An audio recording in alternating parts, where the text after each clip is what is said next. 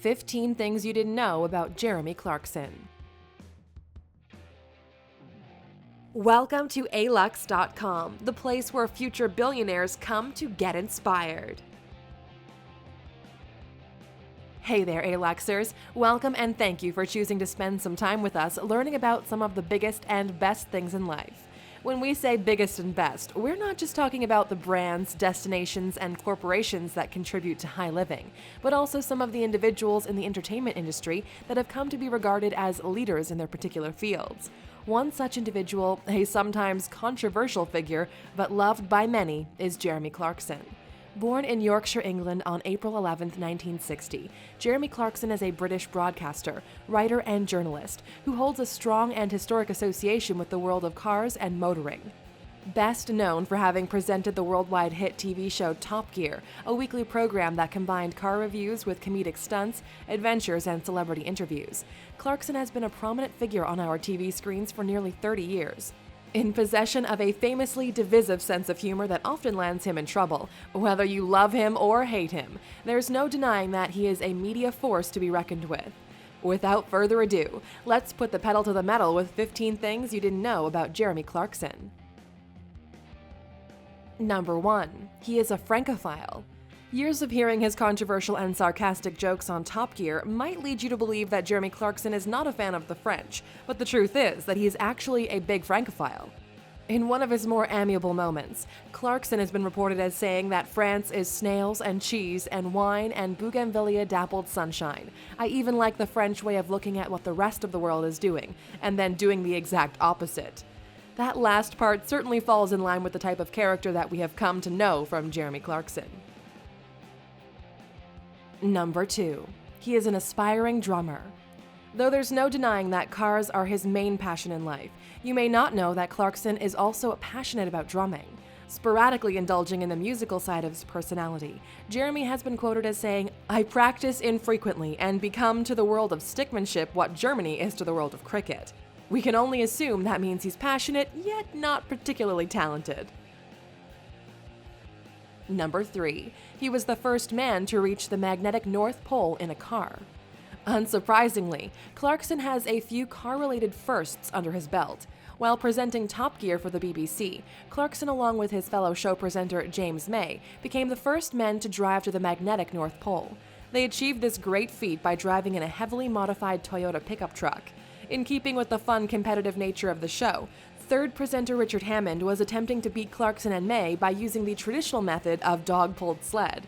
In expected fashion, Clarkson emerged victorious, as he often did. Number 4. He single-handedly saved Top Gear.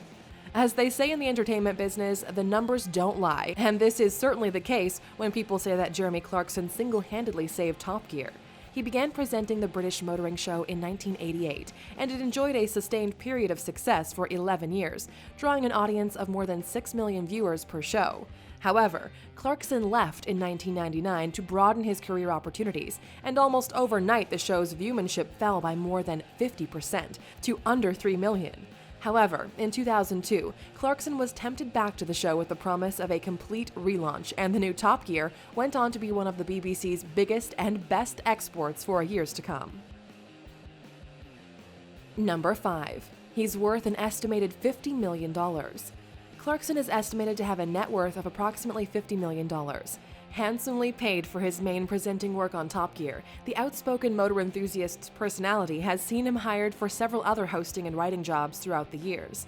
Clarkson has written regular columns for both The Sun and the Sunday Times newspapers, presented numerous spin-off shows, and published 10 books during his career, including the UK #1 bestseller, The World According to Clarkson, which held the top spot for 8 weeks. Clarkson also received a huge payday of around $21 million in 2013 when the BBC bought all outstanding stakes to take complete control of the Top Gear empire. Number 6. He took his driving test in a Bentley. For a man so intrinsically linked with the motoring world, it is an almost too good to be true fact that Jeremy Clarkson took and passed his driving test in a Bentley. The motor-mouthed motor freak took his test in more style than most of us can dream of. Back in 1977, he took his test behind the wheel of his grandfather's exquisite Bentley R-Type. showing his trademark confidence and bravado from an early age. Clarkson was so confident that he would pass his first time that he even bought a pair of scissors along with him to remove the L plates immediately afterwards. Number 7. He is forever causing controversy. If there's one thing about Jeremy Clarkson that everyone knows, it's that he loves to cause controversy. Once described as a dazzling hero of political incorrectness, Clarkson has repeatedly been in trouble over the last years for his comments and actions. He once misjudgingly joked that the designer of the Hyundai XG had eaten a spaniel for his lunch, and even referred to a group of workers on a BMW stand as Nazis. He had also criticized Americans for being dull-witted and has no words to say about anyone who drives a small car. However, Clarkson does not always get away with his antics, and the final straw for the BBC came in 2015 when allegations of physical violence toward a showrunner resulted in his contract with the show not being renewed. Number 8. He is a vocal supporter of the British Armed Forces. Though many of Clarkson's opinions are seen as contrary, one thing that he shows authentic support for is the British Armed Forces. Clarkson has always been interested in the military, and his participation took a step up in 2007 when he became a patron for Help for Heroes, a charity that provides support and assistance to British servicemen and women wounded in conflict. Getting out from behind the wheel on a rare occasion, Clarkson also once took part in a sponsored bicycle ride to raise funds for the cause. Number 9. He has written over 1,000 articles for the Sunday Times. As mentioned briefly before, Jeremy Clarkson is also a prolific newspaper contributor alongside his main career as a television presenter and host. His main journalistic affiliation over the years has been with the Sunday Times newspaper. Clarkson's relationship with the Sunday Times has lasted more than 20 years, and to date, he has written more than 1,000 articles for the publication, an incredible achievement for somebody whose primary job is not journalism. Number 10. One of his favorite cars is the Volvo XC90. Jeremy Clarkson has had the opportunity to drive most of the world's biggest, best, and most luxurious cars over the years. But did you know that his all-time favorite is actually the relatively humble Volvo XC90? Amongst his other vehicles, Clarkson has owned 3 different Volvo XC90 4x4s since 2003, and has been quoted as saying that, as a means of carrying people and stuff at the same time, the Volvo has no equal. Want to learn more about the company behind Jeremy's favorite car? Click on the top right-hand corner for our video dedicated to Volvo. Number 11. Thousands of Brits once signed a petition to make him Prime Minister. Loved by many, hated by many. Doesn't that sound like a classic politician to you? Well, clearly a lot of people think the same thing, as in 2008, an online petition was started to make Jeremy Clarkson the Prime Minister of Great Britain. What started as a joke soon became something more when the petition amassed almost 50,000 signatures, getting so popular, in fact, that the then Prime Minister, Gordon Brown, even released a lighthearted response video featuring a photo portrait of Clarkson alongside all the past Prime Ministers on a wall inside number 10 Downing Street. Number 12. Before Top Gear fame, he was a child actor. We all know him as a big, bustling, car-driving adult, but Jeremy Clarkson actually got his start in entertainment as a child actor. His very first job at the BBC was playing a schoolboy named Atkinson in an adaptation of the Jennings novels by Anthony Buckeridge. In a cruel twist of fate, Jeremy was forced to leave the series when his voice broke. No doubt the early seeds of the booming voice that we all know today. Number 13. He is jokingly blamed for the downfall of Levi jeans in the 90s. Clarkson was famous for adopting a very casual look on Top Gear, choosing a t-shirt and jeans on most occasions.